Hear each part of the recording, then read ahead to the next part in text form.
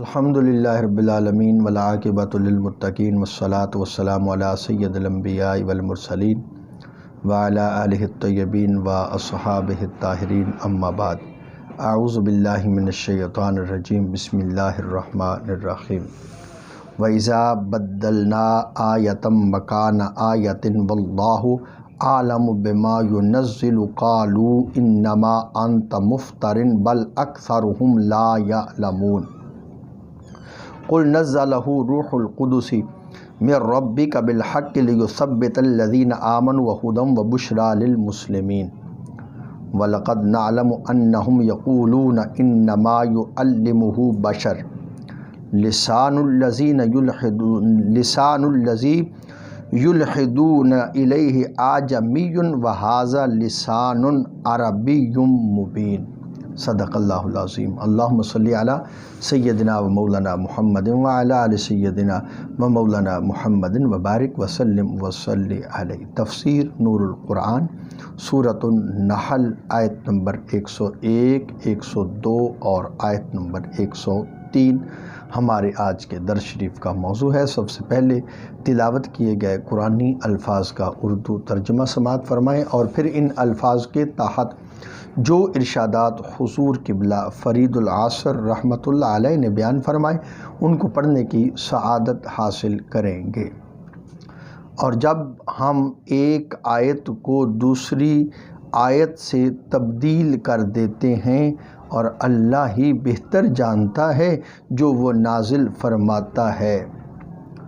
کفار کہتے ہیں آپ تو صرف اپنے دل سے گھڑتے ہیں، حقیقت یہ ہے کہ ان میں سے اکثر علم نہیں رکھتے۔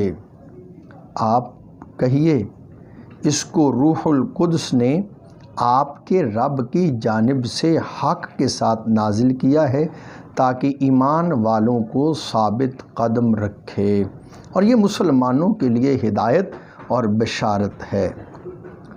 اور ہم یہ جانتے ہیں کہ وہ کہتے ہیں اس کو ایک آدمی سکھا کر جاتا ہے، وہ جس کو سکھانے کی طرف منسوب کرتے ہیں وہ تو اعجمی ہے، اور یہ قرآن تو واضح عربی زبان ہے۔ ان قرآنی الفاظ کے تحت جو ارشادات حضور قبلہ فرید العصر رحمۃ اللہ علیہ نے بیان فرمائے، آئیے ان کو پڑھتے ہیں۔ اس آیہ مبارکہ کے اترنے کا سبب یہ بنا کہ سیدنا عبداللہ ابن عباس رضی اللہ تعالی عنہ فرماتے ہیں جب کسی آیت کو منسوخ کر کے کوئی دوسرا حکم نازل ہوتا تو مسلمان خوشی کرتے اور اس پر عمل کرتے، مگر کفار اس انداز نزول پر برہم ہوتے اور طرح طرح کے اعتراض کرتے۔ حضرت ابن جریر نے حضرت عباس سے ایک روایت بھی نقل کی ہے، حضور صلی اللہ علیہ وسلم مکہ کے لوہار کے پاس گاہے بگاہے تشریف لے جاتے۔ حضور صلی اللہ علیہ وسلم کی آمد و رفت سے مشرکین مکہ نے الزام لگایا کہ معاذ اللہ نبی کریم صلی اللہ علیہ وآلہ وسلم اس لوہار سے جو کچھ سیکھتے ہیں وہ ہمیں سناتے ہیں، اور اسے خدا کا کلام کہتے ہیں معاذ اللہ۔ کفار مکہ کی تردید میں یہ آیات نازل ہوئیں۔ حضور صلی اللہ علیہ وسلم سے فرمایا جا رہا ہے، اے محبوب کریم صلی اللہ علیہ وسلم، کفار مکہ جو آیات منسوخ ہونے اور نئی لانے میں اعتراض کرتے ہیں یہ ان کی جہالت ہے، حالانکہ اللہ اس تبدیلی کو اچھی طرح جانتا ہے، اس کی مرضی کے مطابق ہے، لوگوں کی بہتری ہے، قانون کی حکمرانی ہے۔ ان کا یہ اعتراض جاہلانہ ہے۔ ایسی بیہودہ باتیں کفار و مشرکین کرتے ہیں۔ کچھ لوگ تو جان بوجھ کر ایسی باتیں کرتے ہیں، اکثر لوگ جاہل ہیں، اس عظیم حکمت کو جانتے ہی نہیں، نہ ہی جاننے کی کوشش کرتے ہیں۔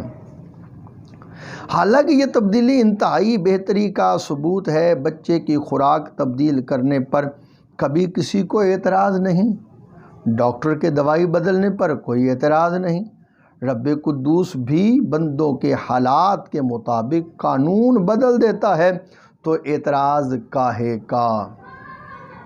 اور پھر تنسیخ قوانین کا یہ عمل کوئی نیا نہیں، انبیاء علیہ السلام کی زندگیوں میں ایسا ہوتا رہا ہے۔